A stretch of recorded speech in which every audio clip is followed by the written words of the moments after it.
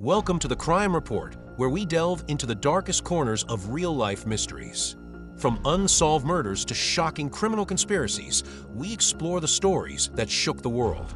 Each episode, we take you step by step through the investigation, uncovering the truth behind the headlines and the secrets that still remain hidden. If you're a fan of crime stories, stay tuned and don't forget to hit that subscribe button. Get ready, because we're about to uncover a story that will keep you on the edge of your seat. Whispers from Wren Hollow, the case of missing 4. Part 1, The Vanishing.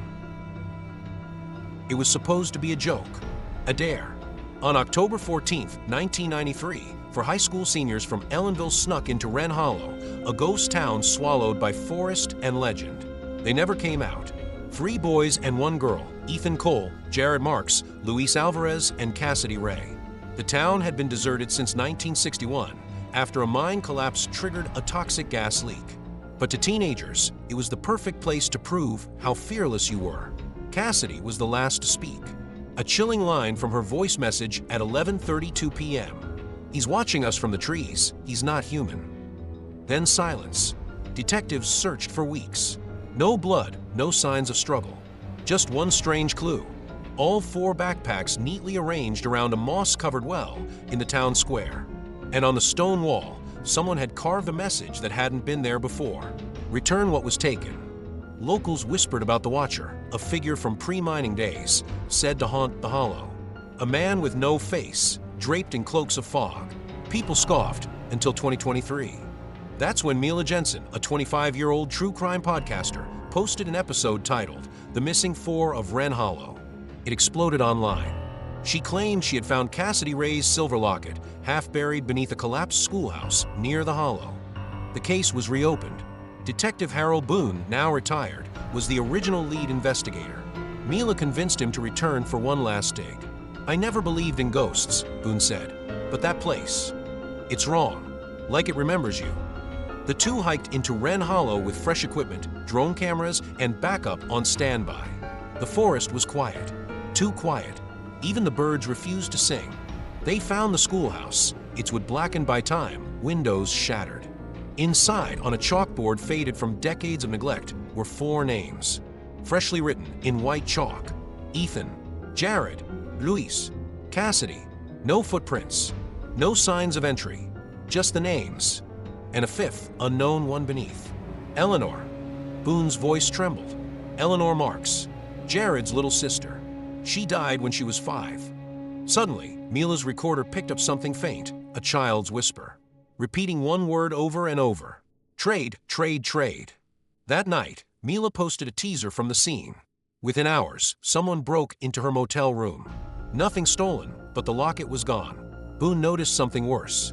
In the photo they took at the well earlier that day, there were 5 shadows, and neither of them remembered a 3rd person being there. Whispers from Wren Hollow, the case of the missing 4. Part 2, Eleanor's secret. The motel room was silent, except for Mila's recorder, which had been left running by accident. It captured 42 minutes of low static until a chilling voice whispered. She broke the pact. Then a knock on the window, but Mila was staying on the 3rd floor. The next morning, Mila met Boone in the motel cafe. He looked pale. "Mila, this thing isn't just a legend. That locket, it belonged to Eleanor before she died in 1988. But that means Cassidy was wearing a dead girl's locket." Boone nodded. "And now it's missing again." They reviewed the schoolhouse footage, frame by frame. In one shot, Mila walks into frame alone.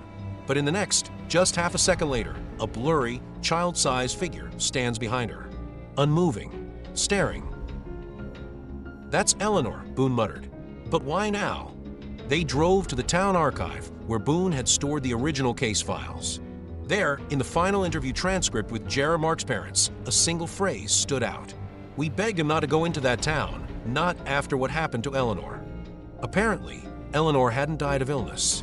She had disappeared in the same woods on October 14, 1981, exactly 12 years before her brother and the others vanished. Every 12 years, Mila whispered. They mapped the dates. 1969, 1981, 1993. Each time, someone vanished in Wren Hollow. Always around mid-October. Always someone young. Boone's hands trembled. It's not a curse. It's a cycle. Later that evening, Mila played back audio from the schoolhouse whisper. Trade. What was taken? Mila asked aloud. Boone stared at her. A child. That night, Boone dreamed of the well. He stood over it alone. A voice called from within. One must stay so the others can leave. The air in the room smelled of damp soil. Mila called minutes later. I'm going back to the well. Boone tried to stop her, but she was already halfway there. When he arrived, it was dark. Her flashlight was lying in the grass. The stone well was uncovered, and inside, the silver locket floated in a pool of water. Boone reached in. His hand touched something soft. It was Cassidy Ray's notebook. Dry, untouched by time. Inside, a single message. She never left. Whispers from Wren Hollow, the case of the missing four. Part 3, the trade.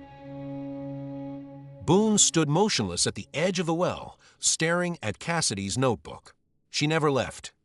But if Cassidy hadn't left, who had returned wearing her face? Suddenly, a sound echoed from behind, a laughter like a child's, echoing through the trees. Boone spun around, flashlight trembling, heart racing. Nothing. He descended the well. The stone walls were slick with moss. 20 feet down, he found a hidden chamber. Inside, 4 backpacks, intact, untouched, each labeled with a name: Jared, Cassidy, Tyler, Sofia, and next to them, a 5th name: Mila. Boone's voice cracked. Mila, are you here? Silence. Then, from a crack in the chamber wall, came a whisper. She traded too late. Boone climbed back up, panic mounting. Mila's phone lay beside the well. On it, one video. Time-stamped 10 minutes ago. He played it. Mila stood at the well. She whispered, "If I go, will they be free?" A voice answered, "1 for 4." Mila dropped the phone and climbed over the edge. Boone collapsed to his knees. The woods around him seemed to exhale, wind rustling the trees in slow waves. Then 4 figures appeared on the trail. Children, alive, dazed. Jared, Cassidy, Tyler, Sofia. Boone ran to them. They didn't speak. They didn't age a day, but their eyes were hollow, like they'd seen something else. Authorities were baffled. No one believed Boone's story. The kids were reunited with families, but never spoke of what happened. Boone left Wren Hollow that same night. But before he did, he left Mila's recorder at the town library with one label: The Truth. Listen only if you dare. Months later, a librarian pressed play. The tape hissed, then Mila's voice. You have to choose. One stays or they all stay.